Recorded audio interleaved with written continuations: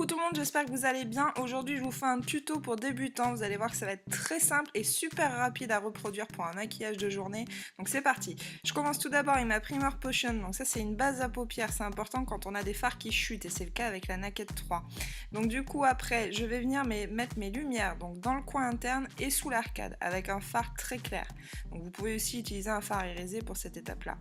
Je prends ensuite mon fard taupe que je vais appliquer en fard de transition, c'est-à-dire qu'il va faire la transition avec les fards que je vais appliquer ultérieurement, c'est pour ça qu'on appelle ça un fard de transition, et je viens le mettre dans mon pli palpébral et je l'étire vers l'extérieur pour agrandir au maximum mon regard. Et comme vous voyez, je fais la jonction avec mon ras de cils inférieur, vous voyez la jonction extérieure à cet endroit là, il faut toujours penser à faire le raccord en fait avec ces fards du haut et les fards du bas.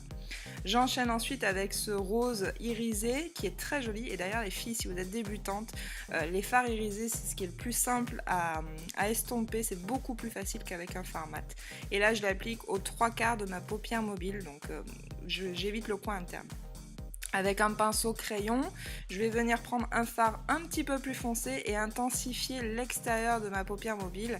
En fait, je fais une forme de V en fait, vous voyez, c'est ce qu'on appelle le outer V, donc c'est une forme de V, une forme de banane aussi on appelle ça. Et je fais toujours ma jonction avec mon ras de cils inférieur. Et comme d'habitude, on n'oublie pas d'estomper, plus vous prenez du temps à estomper vos maquillages et plus le résultat sera joli, on n'oublie pas.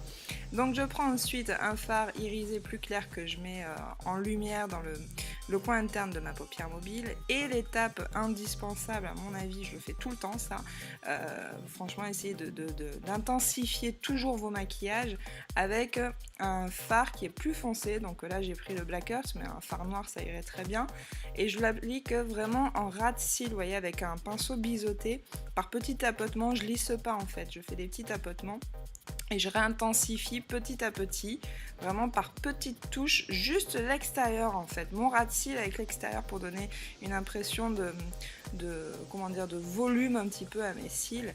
Et là je l'estompe un petit peu sur l'intérieur et un petit peu en étirant mon regard.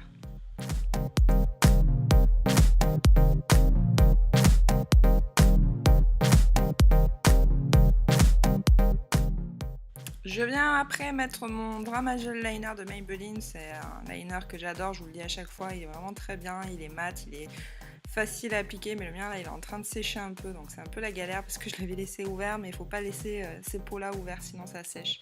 Voilà, donc là je fais mon trait d'eyeliner. Si vous n'êtes pas encore très doué avec l'eyeliner, évitez cette étape là et préférez un ras de cils avec un fard à paupières noir ou même un crayon noir, ce sera peut-être plus facile qu'avec un eyeliner. Je viens mettre mon mascara, mais moi j'ai triché, j'ai mis des faux cils parce que j'adore ça et surtout parce que j'ai les cils qui ont besoin d'une bonne cure en ce moment.